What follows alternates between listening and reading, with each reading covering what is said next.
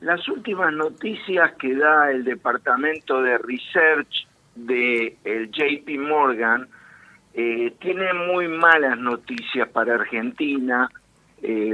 Los informes que elaboran los departamentos de investigación y análisis de la banca de inversión, los organismos multilaterales de crédito, tienen un lenguaje en sus informes que hay que leerlos con mucho detenimiento y con mucha profundidad, porque la idea siempre es no dar una noticia rimbombante ni generarle un problema a un país o a una compañía. Pero cuando uno aprende después de tantos años de leerlos, sabe decodificar estas cosas. Ellos dicen que Argentina no tiene ninguna chance de volver a los mercados voluntarios de colocación de deuda por lo menos por 2 años, dando los ejemplos anteriores de lo que le sucedió a Macri después de el reperfilamiento y el cepo, hasta junio del año 2021 de Alberto Fernández, y antes de eso 2 años anteriores donde también se había colocado el cepo y no volvió hasta que Mauricio Macri fue presidente, que lo levantó por un tiempo y lo volvió a poner. Entonces, no yendo por el camino de la generación del aumento de las reservas, que no está sucediendo, no de reservas genuinas, no hay préstamos para la Argentina, no hay inversiones, según dice JP Morgan, en los próximos años.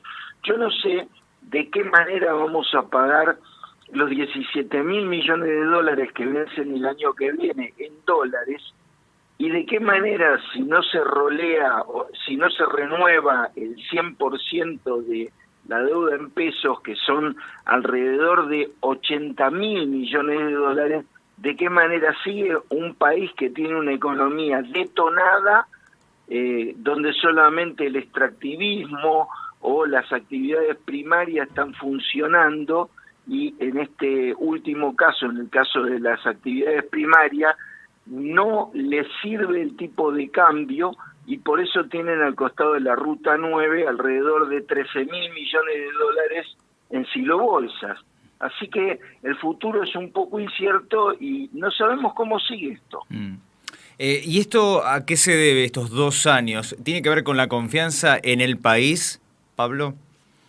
Es el tiempo que tardan las entidades financieras en recomponer el cambio de calificación que tienen.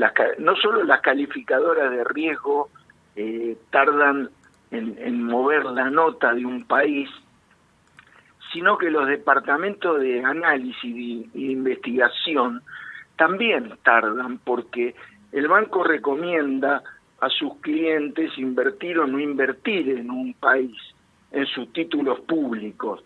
Entonces, para estar seguro de qué es lo que va a decir el departamento de análisis, para que después los traders del banco coloquen los títulos de ese país, demoran un tiempo. Sobre todo cuando se trata de países como Argentina, que ha tenido un default en el año 2001, parece que hiciera mucho, pero para el mundo 20 años no es nada, como dice el tango, sí. Y hace nada más que 6 años hubo lo que fue un default técnico según Standard & Poor's, el reperfilamiento de la deuda que hizo Mauricio Macri, de manera que son muy cuidadosos con una Argentina que en solo 7 meses se endeudó en 81.000 millones de dólares, o sea, aumentó la deuda argentina, la deuda pública, en 81.000 millones de dólares, mientras cae el PBI este año, según el Fondo Monetario Internacional, alrededor de 3,5 puntos. Yo creo que es muy generoso en la estimación de caída, probablemente pueda llegar a un 5%. Si le sacáramos la actividad primaria y extractiva, estaríamos en 7,5 u 8%, nos alejaríamos de todo tipo de sospecha de una recuperación posible en los próximos años. ¿Cómo va a seguir para el ciudadano común todo esto que hay que pagar y cuyos recursos pareciera que no están? Es muy buena pregunta y tengo que decir que sí, que le va a impactar, porque hoy estamos viviendo en una precariedad macroeconómica que, aunque el ciudadano de a pie está notando que la realidad es que el ajuste lo está pagando la ciudadanía, sobre todo la clase media y la clase más pobre del país. No tenemos que ir muy lejos para los últimos informes de las encuestas permanentes de hogares de la Universidad Católica, del INDEC, que hablan de 57% de pobreza. Solamente con 200 pesos más que ganan algunos, si eleváramos 200 pesos para determinar el nivel de pobreza, el 73% de la población estaría bajo la línea de pobreza. Si le llegamos a agregar a esto una devaluación fuerte en los próximos meses o de aquí a fin de año y un traslado a precio, realmente la situación de desempleo, de caída del salario, de las pensiones y las jubilaciones va a ser de una gran magnitud. Hoy, por estas horas, se está hablando del impuesto país nuevamente, ¿no? De la eliminación. ¿Qué impacto puede tener esto en la economía local? Rodrigo, yo pienso lo siguiente: en el superávit dudoso que estamos viendo a nivel fiscal, porque el superávit tiene que surgir de gastar menos de lo que se recauda, no de dejar de pagar las cuentas y seguir cobrando el sueldo, ¿no? Si fuera una casa. Es muy dudoso ese superávit, pero está representado, cuando uno secciona los ingresos, prácticamente al 100% del superávit lo representa el impuesto país.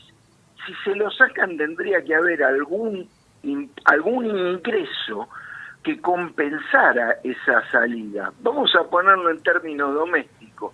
Y digamos que si en el trabajo donde estoy no me aumentan el sueldo y la inflación aumentó un 30%, yo lo que tengo que hacer es conseguirme un trabajo para poder cubrir la diferencia. Porque si me quedo con esa exacción de mi sueldo y los precios siguen aumentando, o en el caso del superávit fiscal, si yo sigo manteniendo el mismo nivel de gasto con menos ingreso para financiarlo y no consigo dinero prestado para poder sortear esa situación, bueno, yo no sé de dónde va a salir. Todo indicaría que si empiezan de vuelta el desequilibrio fiscal, la única manera de poder financiarlo va a ser con emisión. Ahora, es raro que se pueda resolver de ese modo desde el punto de vista de la ideología política del gobierno. El gobierno no está en esa dirección, no tiene ese rumbo de financiar con emisión monetaria y tampoco quiere que se le dispare el déficit fiscal. Por lo tanto, todas estas conclusiones que sacamos de las definiciones ideológicas y de las acciones políticas del gobierno nos llevan a una conclusión: incertidumbre y próximos meses con grados de inestabilidad en crecimiento.